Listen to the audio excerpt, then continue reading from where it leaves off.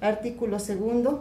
La universidad quedará constituida por la reunión de las Escuelas Nacionales Preparatoria de Jurisprudencia, de Medicina, de Ingenieros, de Bellas Artes, en lo concerniente a las enseñanzas de la arquitectura y de altos estudios.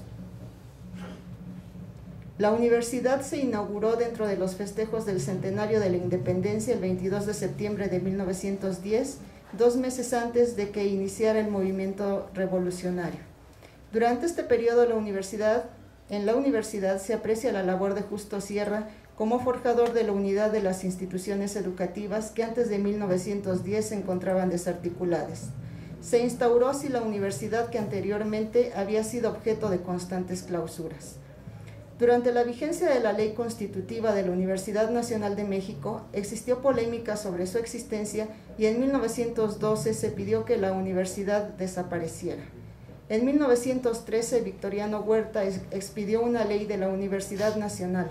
En 1914, Venustiano Carranza promulgó un decreto para derogar algunos artículos de la Ley Constitutiva de 1910.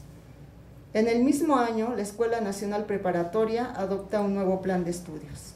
Entre 1919 y 1923 se formularon varios proyectos de ley en los que se pugnaba porque la universidad gozara de autonomía, aunque ninguna prosperó. Veamos ahora lo que pasa en este contexto en cuanto a las publicaciones.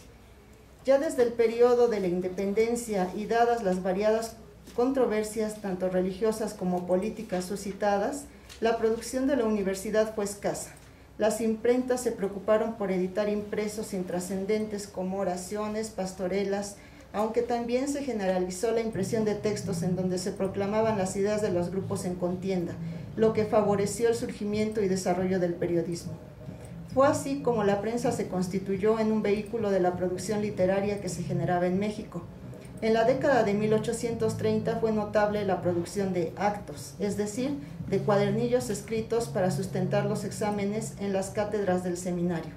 En cuanto a la producción editorial de la universidad durante el periodo de la independencia casi no se tiene noticia. Sin embargo, es posible identificar los siguientes. Allí ustedes pueden apreciar cuáles son las obras que se generaron en ese periodo. El doctor Amable y Urbina obtuvo el título en la Universidad de México. De acuerdo con Beristain, José María Amable tradujo esta obra al castellano y la publicó añadiéndole un tratado de la inoculación con la vacuna. El doctor José Luis Montaña cursó medicina en la Universidad de México y para uso de sus discípulos escribió este tratado que fue impreso en 1817. En 1910, cuando la universidad fue reabierta, se desplegó un importante esfuerzo editorial comprendiendo todas las ramas del saber y la cultura, dirigiéndose no solo a la comunidad universitaria, sino a la población mexicana en general. Sin embargo, debido a la lucha armada de la Revolución, la actividad editorial no fue muy abundante, y es hasta el término de la Revolución Mexicana que la universidad incrementa su producción editorial participando en la reconstrucción del país. En la obra Notas para la bibliografía de las obras editadas o patrocinadas por la Universidad Nacional Autónoma de México de Tobías Chávez, se pueden identificar algunas de las obras generadas entre 1910 y 1919, un año antes de que José Vasconcelos tomara el cargo de rector de la universidad. Allí tienen los títulos que se generan durante la época de la Revolución aquí en nuestra universidad.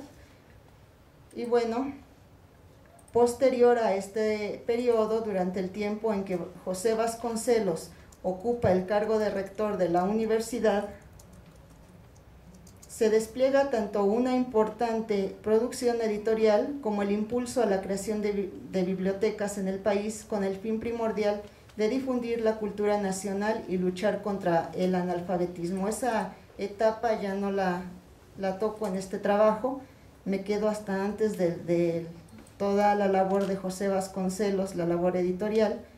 Y bueno, de acuerdo a lo que acabo de expresar, les menciono las siguientes conclusiones.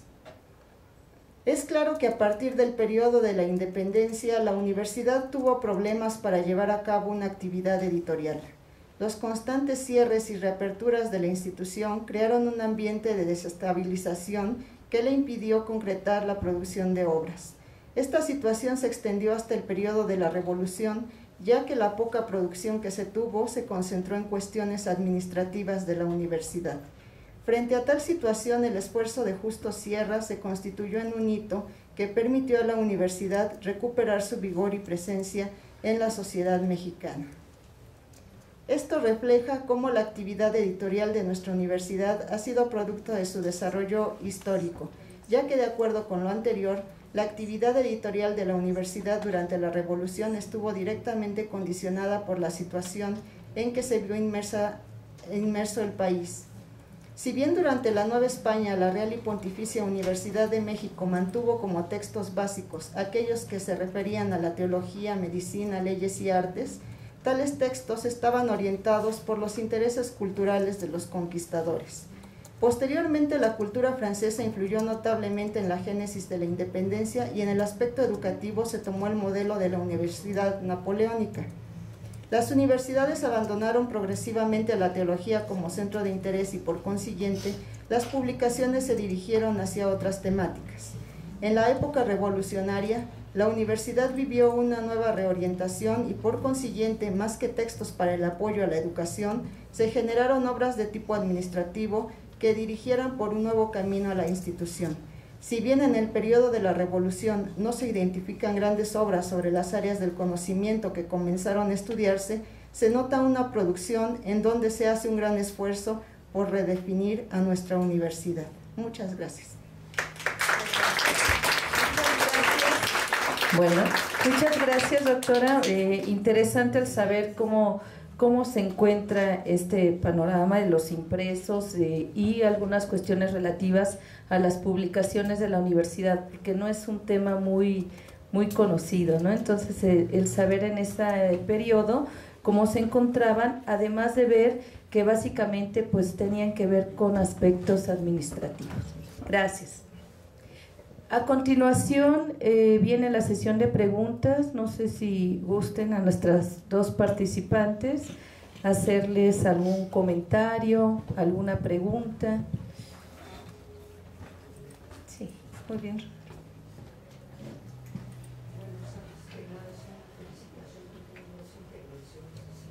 Muy interesante, a ver, sobre todo la de San Luis Potosí, porque, bueno, la doctora Torres Vargas, sí, pues es una línea interesante de estudio, sobre todo pensar, bueno, las personas que vivimos en la capital en pleno 2010, quizá no comprendemos bien el esfuerzo que significa darse a la labor editorial, imprimir, hacer pruebas de corrección, todo, en una época que estaba el país, bueno, como ahorita los de Ciudad Juárez, ¿no? A lo mejor no se tenían que preocupar mucho de impresiones, sino de que las balas no los mandaran a la funeraria. Ciertamente un tema muy interesante, ¿no? Yo no sabía que en esa época, entre 1913 y 18, pues la universidad hubiera tenido alguna actividad editorial así un poco sostenida. Y bueno, de la intervención de la doctora Martínez Rieder, sí le quiero hacer una pregunta. Bueno, yo tuve familiares que trabajaban en los talleres ferroviarios de San Luis Potosí, ¿no? Que esa ciudad fue muy conocida casi 40 años porque, bueno, era el lugar donde casi en todo el país que se reparaban las locomotoras diésel. Y bueno, gran parte de mi ascendencia es ferrocarrilera, no bibliotecaria. Bueno, no hay un ejemplar, usted mencionó un periódico que empieza con El Aparato, pero bueno, tiene un nombre kilométrico. No hay un ejemplar que se haya conservado por ahí en, pues bueno, no sé, en la biblioteca estatal o en la universidad. Un ejemplar no hay de ese periódico. No hay ninguno.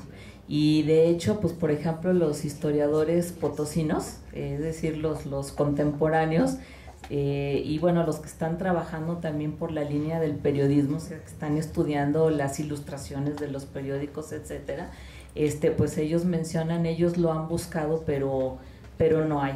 Hay por ahí una referencia en un libro creo que de Joaquín Mid. Sí, hay una referencia a ese periódico, pero no tenemos ningún original, no hay ninguno en el estado. Yo le preguntaba porque, bueno, en 2007 que asistí a un encuentro de bibliotecas públicas en Tlaquepaque, me comentaba una dama, no me acuerdo su nombre, pero es de los pláticas así con un cafecito al lado, y que ahí en la biblioteca de la Universidad de San Luis Potosí tenían unos ejemplares del Journal des Savants, Sí. que es, bueno, creo que es la primera revista, bueno, publicación periódica científica que hubo en el mundo. Entonces, bueno, pues con más razón que hayan tenido por ahí el aparato. Sí, no, el aparato no está, pero ciertamente el Journal des Savants está la colección completa, desde 1620 creo, o 1600 y pico. Sí, le pido, bueno, también lo cual nos interesa, bueno, otra persona, lo que decía de Salvador Nava, algo de un periódico, ahí sí no lo oí bien. Lo que pasa es que cuando el doctor Salvador Nava se postula por primera vez para gobernador del estado, hubo mucha represión de parte del cacique Gonzalo Natividad Santos, ¿no? Pues, que estaba ahí en la Huasteca Potosina. Él tenía mucha influencia, tenía muchos contactos, por ejemplo, con López Mateos, pero realmente la ciudadanía potosina sí estaba con el doctor Nava. O sea, del doctor Nava pueden decir lo que quieran, menos que no era un hombre honesto y decente, porque fue uno de los, bueno, es nuestro orgullo por ser porque fue un hombre tan íntegro, ¿no? Entonces, en esa época sale a la luz un periódico que se llamó La Tribuna, y en ese periódico, es decir, se narraba lo que no decían en los periódicos oficiales, ¿verdad? Esa era la diferencia. Entonces el periódico duró algo así como 2 años. Fue cuando San Luis Potosí tuvo una intervención del ejército muy, muy fuerte en la ciudad, en la capital. Había granaderos, los tanques paseándose por todas las calles y las avenidas principales, y los soldados fueron a destruir la imprenta, la de La Tribuna. Entonces duró nada más 2 años. Y por otro lado tenemos ese libro de La grieta en el yugo, de Antonio Moreno Estrada. Ay, perdón, ya no me acuerdo, yo no soy muy buena para fechas y nombres y todo eso, pero sí queda escrito, ¿eh? Y ese libro fue el que tampoco permitieron que se publicara por primera vez. Ya les comentaba que nada más le faltaba la portada, que la estaban esperando de la Ciudad de México, pero llegó el ejército antes y destruyó los ejemplares, ¿no? Entonces, por eso la segunda vez se cuidaron mucho de que pues el ejército no los fuera a rastrear, ¿verdad? Pues para poderlo distribuir completo. Muchas gracias. Gracias, doctor. ¿Alguna otra pregunta, comentario por allá atrás? Todavía tenemos tiempo para alguna pregunta. ¿Alguien que quiera comentar algo? ¿No? Bueno, pues agradecemos mucho la participación de las ponentes. Le damos su constancia a Rosa María Martínez Rieder y un aplauso, por favor. A la doctora Georgina Araceli Torres Vargas también, un aplauso por su participación. Y bueno, los invitamos a la siguiente sesión. Hay 10 minutos de receso y luego los invitamos a la siguiente.